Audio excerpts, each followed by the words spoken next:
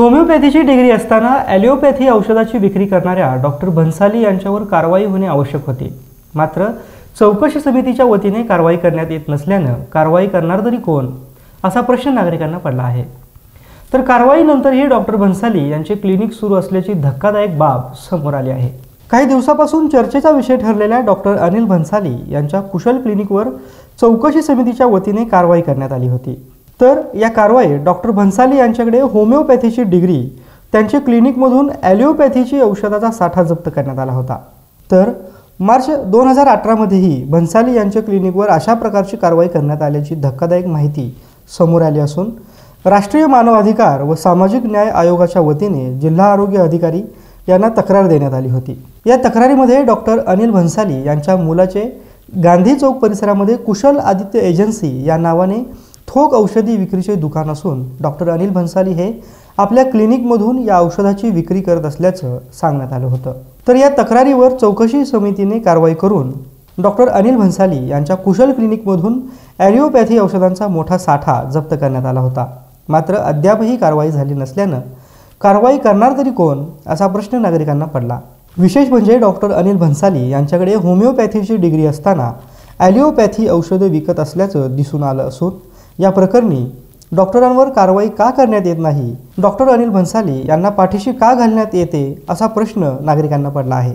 मलकापूर येथील पारपट भागातील डॉक्टर अनिल भन्साली ते आपल्या दवाखान्यातूनच औषध विक्री करून रुग्णांना उपचार देत आहे। या विरुद्ध मी दिनांक 7 फेब्रुवारी 2018 रोजी माननीय जिल्हा आरोग्य अधिकारी बुलढाणा यांना तक्रार दाखल केली होती। त्यांच्या मुलाची गांधी चौक मलकापूर येथे औषधीची एजन्सी आहे। ते एजन्सी मार्फत ते आपल्या दवाखान्यातूनच औषधाची विक्री व वितरण करतात, अवैधरित्या साठवण करून वितरण करतात व त्यांच्याकडे कोणत्याही प्रकारची ॲलोपॅथिक डिग्री नसताना ते होमिओपॅथिक डॉक्टर आहेत आणि ॲलोपॅथिकची प्रॅक्टिस करीत असे आढळून आले आहेत।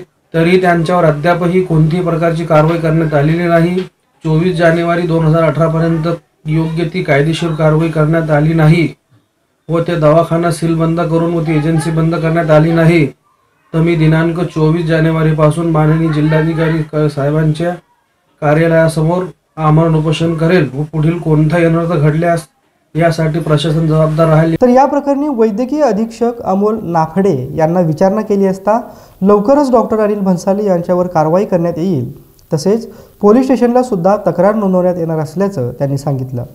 असिस्टंट कमिशनर बुलढाणा यांनी निर्देशित केल्याप्रमाणे व माननीय जिल्हा शल्य चिकित्सक सामान्य रुग्णालय बुलढाणा यांच्या आदेशान्वये मलकापूर येथील पारपेट भागातील पिलीतकिया एरियातील डॉक्टर अनिल भन्साली यांच्या कुशल हॉस्पिटलवर दिनांक 26 डिसेंबर 2018 रोजी उपजिल्हा रुग्णालय मलकापूर येथील हॉस्पिटलच्या तपासणी पथकाने अचानक पाहणी केली असता सदर तपासणी दरम्यान सदर डॉक्टरांची अर्हता ही DHMS म्हणजे diploma in homeopathic medicine and surgery अशी आढळली व त्यांच्या दवाखान्यामध्ये ॲलोपॅथिक मेडिसिनचा काही साठा आढळून आला। सदर साठा जप्ती पंचनामा करून जप्त करण्यात आला व सदर प्रस्ताव माननीय जिल्हा शल्य चिकित्सक यांच्याकडे पाठवण्यात आला होता व त्या अनुषंगाने माननीय जिल्हा शल्य चिकित्सक यांच्या निर्देशान्वये पोलीस स्टेशन मलकापूर शहर यांना सदर डॉक्टरांवर कारवाई करण्यासाठी पोलीस स्टेशन मलकापूर शहर येथे पत्रव्यवहार करण्यात आलेला आहे व सदर डॉक्टरांवर फूड अँड ड्रग यांच्याकडून सुद्धा 12 डिसेंबर 2018 रोजी जी मार्चमध्ये कारवाई झाली होती त्यांच्या अनुषंगानेही गुन्हा दाखल करण्यात आलेला आहे। Vijay Kumar Verma, 7 star news, Malkapur.